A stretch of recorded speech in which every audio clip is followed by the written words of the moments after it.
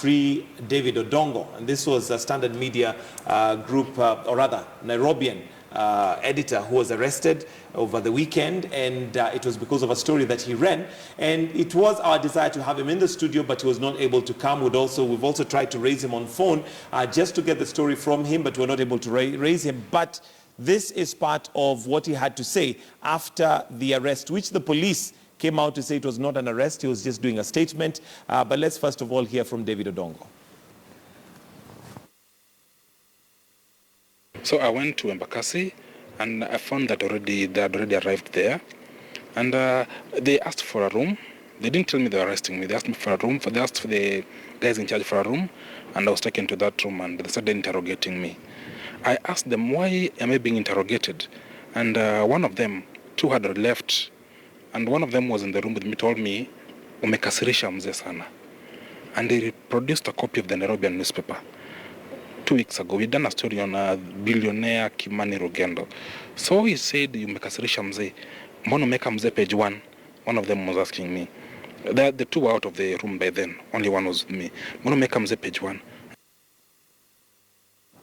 Okay, so that's what David Odongo had to say. Let me start with you, Gadara, on media freedom threats. Seems to be under threat every single day. We'll come to some of what has been happening in the courts, but let's just start with the story of David Odongo. Well, I think just listening to the clip, it's clearly obvious a case of harassment. And it's not the first time that the police have arrested somebody or detained somebody, then said that they hadn't arrested them. Remember, the Ngrashu case was the same thing, right, where they said they were just holding him to make a statement and stuff when they actually wanted him to reveal his sources. I think the big issue here, is that the police are actually breaking the law, because there are certain specific cases within which, or certain specific circumstances within which a policeman can actually arrest you, and if they do that outside of, if they arrest you outside of these circumstances, the law says they should be punished.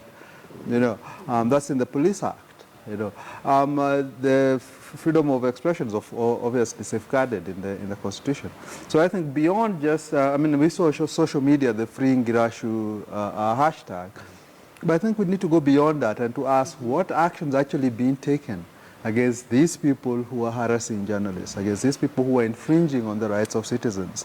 It was good to hear the IGP say that they are going to investigate this, but we need now to keep a focus on this so it doesn't just get lost.